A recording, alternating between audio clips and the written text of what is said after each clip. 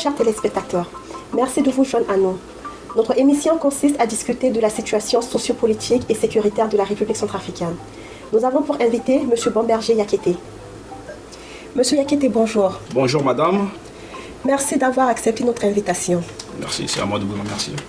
Nous sommes en période de Covid-19. Quelles sont vos impressions? Mes impressions par rapport à cette pandémie qui ravage le monde actuellement, c'est un peu, comment dirais-je, je ne sais pas comment l'expliquer, mais c'est une pandémie qui tue et qui est vraiment dangereuse. Donc j'invite tout le monde à respecter les gestes barrières et les consignes sanitaires donnés par nos gouvernements. Comme annoncé dans notre introduction, le but de notre émission est de discuter de la situation sociopolitique et sécuritaire de la République centrafricaine. Que pensez-vous de la situation actuelle du pays? Voyez-vous, la situation elle est vraiment alarmante.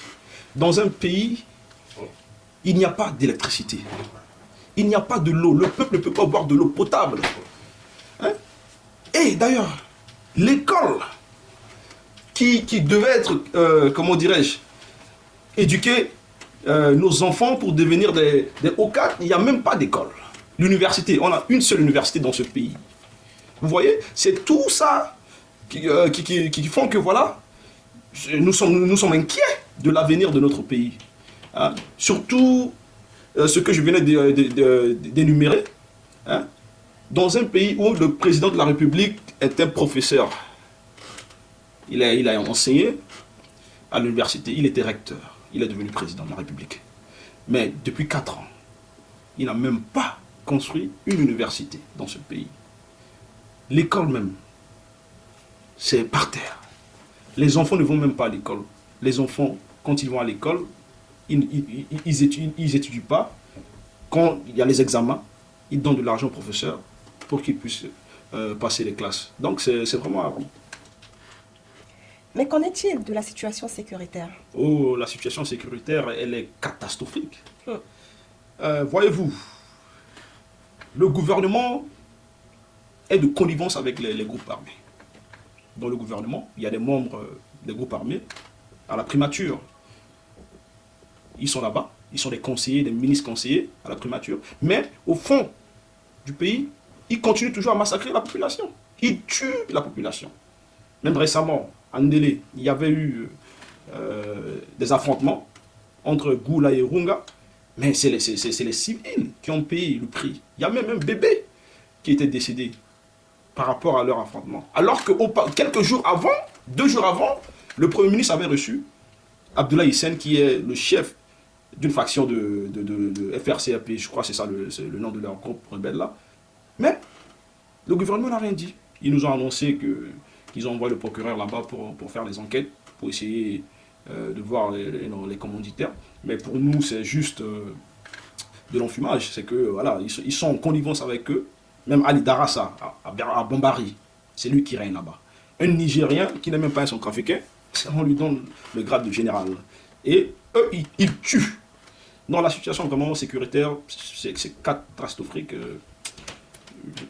En fait, c'est écœurant d'en parler, parce que quand tu vois la population mourir de ces mêmes personnes et le gouvernement est de connivence avec eux, moi je suis un peu désolé de la gérance du gouvernement par rapport à la situation sécuritaire.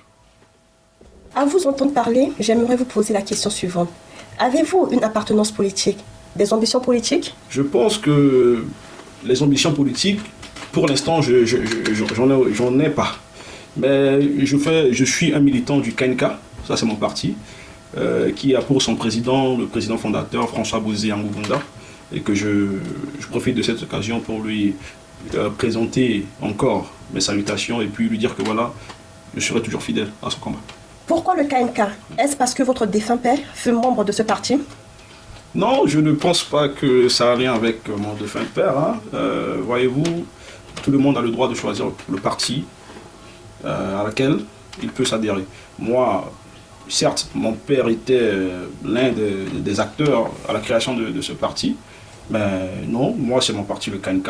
Moi, depuis que voilà, j'ai eu l'âge de voter, j'ai 2 partis dans ma vie, le MDD, et quand Bozé avait pris le pouvoir, le MDD s'est rallié au KNK, à la convergence d'abord au début aux élections de 2005, et après voilà, on a créé le parti KNK.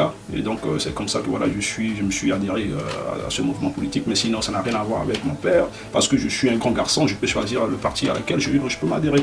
Mais le parti KNK, c'est un parti de construction. C'est un parti de travail. Je pense qu'on a fait notre preuve pendant au moins 10 ans au pouvoir. Donc le peuple centrafricain pourra en juger de nous. Pourquoi pensez-vous que l'ancien président Bozizé serait le candidat idéal, tout en sachant qu'il a déjà été aux affaires pendant plus de 10 ans? Je ne pense pas qu'il est le candidat idéal. Je pense qu'il est l'homme qui doit diriger ce pays.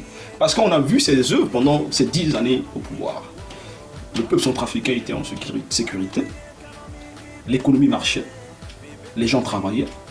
Les fonctionnaires percevaient leur salaire à la fin du mois sans arriéré.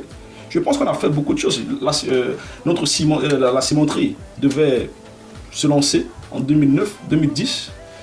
Mais quand il y avait eu de la manigance de la part des opposants, raison pour laquelle il a quitté le pouvoir. Mais sinon, le peuple, c'est pas le peuple centrafricain qui a chassé Bozizé du pouvoir. Je pense que le peuple centrafricain est toujours conscient et reconnaissant de ce que Bozizé a fait pour eux. Raison pour laquelle, depuis qu'il est rentré le 16 décembre 2019 à Bangui, à chaque fois, ces déplacements, on voit des liesses, parce que le peuple a enfin comment dirais-je, son messie, comment on peut le dire, si je n'exagère pas, son messie, parce que le Bozizé c'est le messie des Centrafricains, c'est lui qui peut régler ce pays, c'est lui qui peut bien gérer ce pays. Donc je vous invite à aller vérifier ce qu'on a fait pendant nos 10 années au pouvoir, et vous verrez que voilà, il n'y a pas photo. Monsieur Yakété, nous vous remercions d'avoir pris l'occasion de répondre à toutes nos questions. Avez-vous un mot pour la fin? Un mot pour la fin, j'ai pas grand chose à dire, mais d'abord c'est à moi de vous remercier pour l'occasion que vous m'avez donnée pour que je puisse m'exprimer sur la situation sociopolitique et sécuritaire de mon pays, la République centrafricaine.